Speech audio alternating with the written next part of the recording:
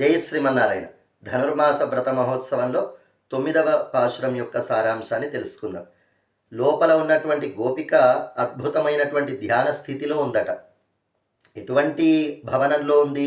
తూమని మాడత్తు, అద్భుతమైనటువంటి పరిశుద్ధమైనటువంటి ప్రకాశించేటువంటి మణులతో చేయబడినటువంటి ఒక దివ్యమైన భవనంలో చుట్టూ ఒకవైపు దీపాలు ప్రకాశిస్తూ ఉన్నాయి, ఒకవైపు ధూపముల యొక్క పరిమళాలు మొత్తం వ్యాపిస్తూ ఉన్నాయి.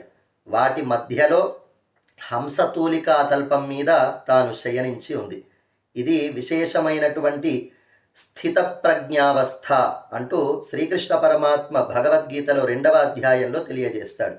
అంటే భగవంతుడే నాకు రక్షకుడు, భగవంతుడే నాకు ఆధారం, భగవంతుడే నాకు భోగ్యం అనేటువంటి భావన ఏదైతే ఉందో అది ప్రజ్ఞ.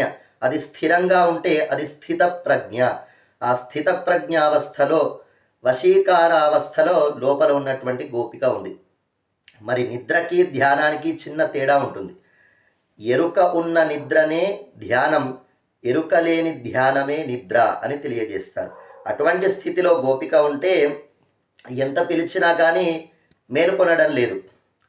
ఊమయో అందిచ్చెవిడో అనందలో, ఏమైనా నీకు చెవిటిదానివా, లేదా మూగదానివా, లేదంటే బాగా నిద్రించి ఉన్నావా ఓ అత్త కూతురా అంటూ సంబోధిస్తూ ఉంది గోదమ్మ. అంటే నిజమైనటువంటి యోగులు కూడా ఇలానే ఉంటారట.